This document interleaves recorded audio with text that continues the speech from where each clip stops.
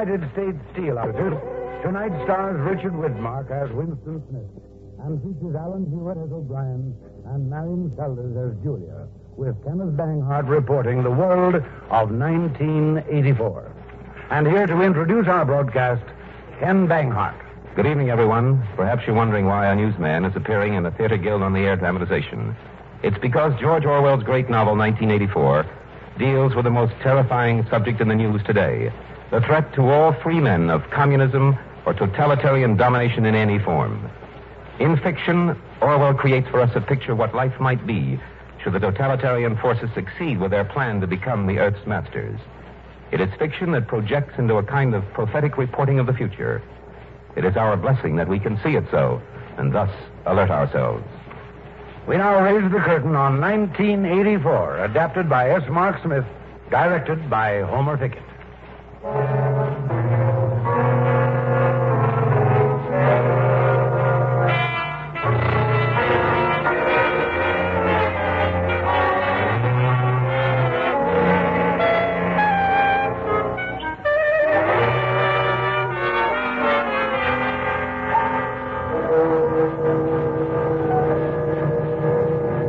It is a bright, cold April day in the year 1984. The clocks are striking 13.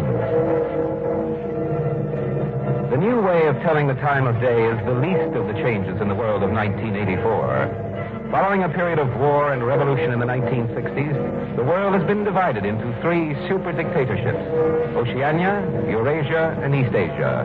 And all three have the same objectives: to conquer the rest of the world and to remake human existence according to their theories and formulas. Our story is laid in Oceania, whose dictator is called Big Brother. Oceania is made up of the old territories of the United States, Great Britain, the former British Commonwealth, and South America. Our scene is a hidden room in London. Two men are talking quietly. The one in whom we're interested is named O'Brien. He is a figure of obvious strength and magnetic personality. It is time to begin on Smith W. He is ready for us. His number is 6079. Smith W. 6079, yes, Comrade O'Brien. First name Winston, a writer in the Ministry of Truth, 39. Minute through age 39. His problem is memory. Smith remembers, or thinks he remembers. Memory. It torments him. He feels a mute protest in his very bones. An instinctive feeling that the conditions he lives in are intolerable, and that at some time or other, life must have been different. Instinctive protest, thought crime. I've observed it grow in him for 7 years. I've watched him closely. There is no act, speech, or train of thought that I cannot infer. When we pass at the office and our eyes meet, it's as though our two minds had opened and our thoughts were flowing from one into the other. He's aware of it? Yes. It frightens him sometimes. Nevertheless, he believes in this link of understanding between us. It encourages him to believe that others beside himself are enemies of the party, and that an underground opposition may actually exist. He knows, of course, that you're a member of the inner party. Of course. All the same, I know he is ready for us. He feels that I am someone he could talk to if we weren't being watched. Smith W., a writer, Minute True, Records Department. In the government of Oceania, the party rules through 4 ministries which execute its orders. The 4 are truth, which concerns itself with propaganda; peace, which is concerned with war; love, which is the secret police, the penal system, and the labor camps; and plenty, which is responsible for rationing and the control of production.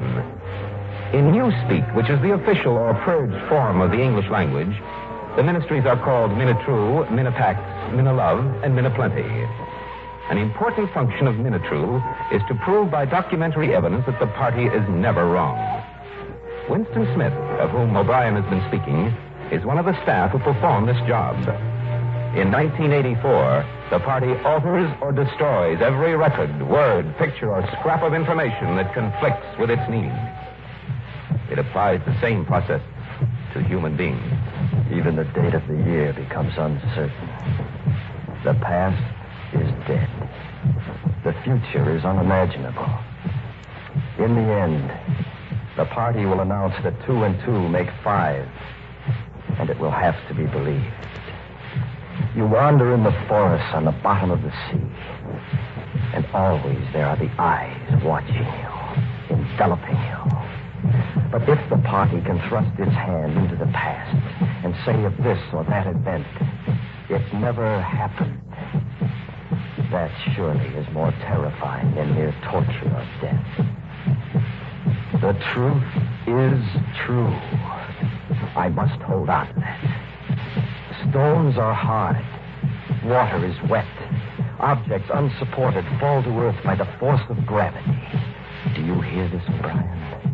I address it to you. The solid world exists, and its laws do not change. By remaining sane, I carry on my human heritage.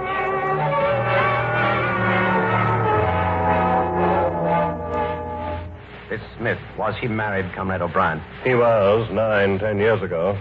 After 15 months, they applied for a separation. The usual reason, Comrade O'Brien? Yes, there were no children.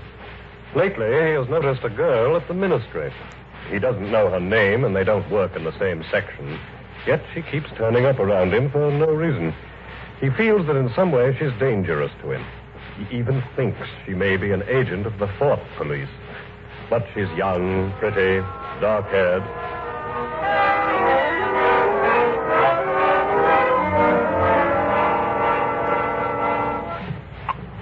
Times 3184. Big Brother malquoted world peace message. Excuse me. Smith, W. What? What is it? Have you given your voluntary subscription for the new party banner? Yes, I've subscribed. Of course, I always subscribe. Oh, well. Excuse me, comrade. Liar. Spy hunter, bigot. What are you doing in the shape of a woman? If you had a quarter of a chance, you'd denounce me as a thought criminal and have me killed. Excuse me again, please.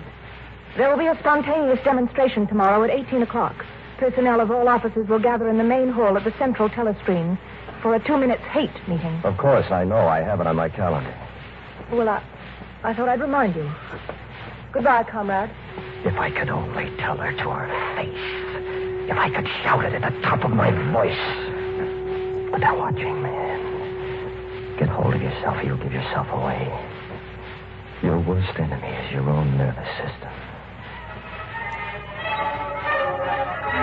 In 1984, the universal slogan posted everywhere with a benign-looking portrait of the dictator is, Big Brother is watching you. And the eyes of Big Brother and the party are the thought police. The thought police watch you through the telescreens, which are fixed on the walls at your place of work and in your home. And when or how often they have plugged in your wire is something you can never guess.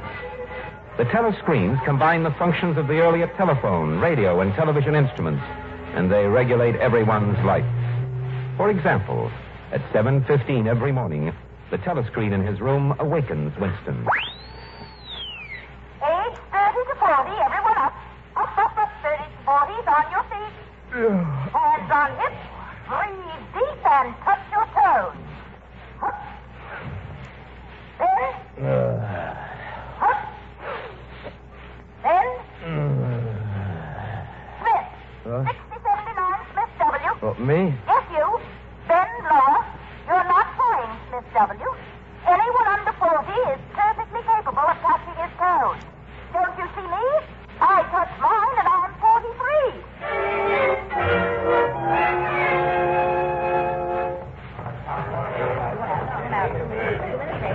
Now, Winston is joining the staff at Minutru for the 2-minute hate that afternoon. A colleague, Comrade Ampleforth, is in charge. Comrades, attention! Attention! First, the telescreen shows them a flash of the war at sea against Eurasia. An enemy troopship is blown up. We've blown up the gangster degenerates. Machine gun rifles! Don't let them get away! Attention! You have just seen the foreign enemy. But who is the enemy at home? Who is the traitor hiding among us, guiding his spies and saboteurs, poisoners and stranglers? What? The telescreen fades in the features of the alleged leader of a mysterious underground conspiracy against the party. Goldstein! Goldstein! Wait! Wait!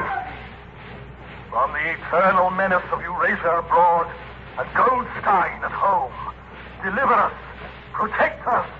Enfold us in your light. Show us your face. Big brother. Big brother. My savior. Attention, please. 2 minutes up. Here is an announcement from the Ministry of Plenty. Beginning next week, the chocolate ration will be reduced from 30 grams to 20. That is all. Dismissed. Wasn't it stimulating? I feel ever so gratified, replenished. Oh, yes, comrade, it's always ever so inspiring. She again. She was behind me all the time. Everywhere it's she, and I've got to stop her. No matter how. Anyway, my girl, you heard me hating with the rest. Yes, I hated you. And I know why now. Why you obsess me. Because in spite of everything, I see your eyes, and your hair, and your mouth. Because I want to hold you, not kill you.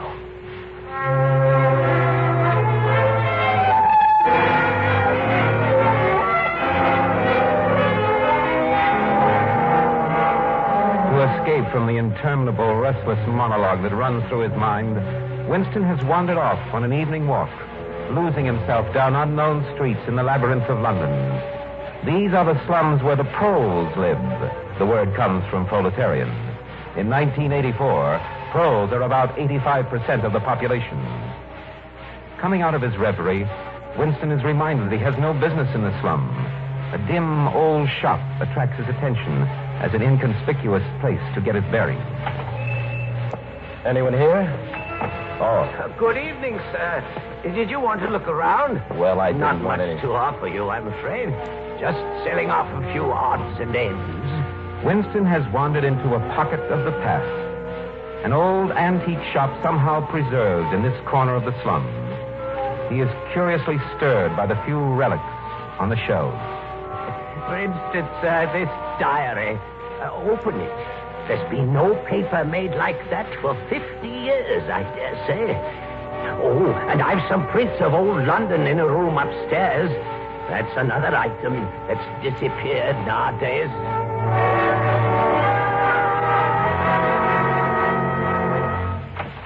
In here, sir. I'll light the lamp. It's still an oil lamp, you see. There we are. Why, there's no telescreen. Oh, I never saw the need of one of those things. Besides, a lot of old houses down here were never wired.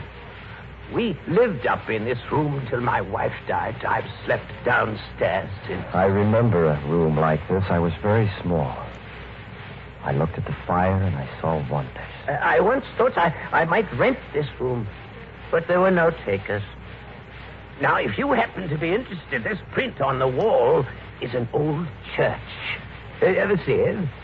Yes, I believe I have. It's a ruin now. That's right. It was bombed. I don't remember when. The frame is fixed to the wall, but I could unscrew it for you, I dare say. Oh, no, that's all right. I never knew it had been a church. Yes. St. Clement's Dane, its name was. Oranges and lemons, say the bells of St. Clement's. You owe me 3 farthings, say the bells of St. Martin's. What's that? A rhyme we had when I was a little boy. How it goes on, I don't remember. But it ended up, here comes a candle to light you to bed. Here comes a chopper to chop off your head. Oh. I'd let that print go for $4 if you wanted it. Once it would have fetched £8. And £8 was... well, I can't work it out, but it was a lot of money. Well, Mr. Charrington, sir. I am interested in that old notebook, Mr. Charrington. That diary.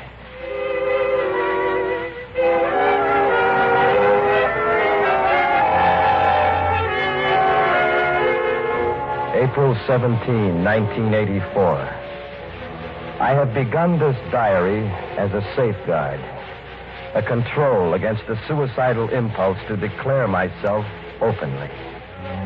I'm writing it in a corner of my room.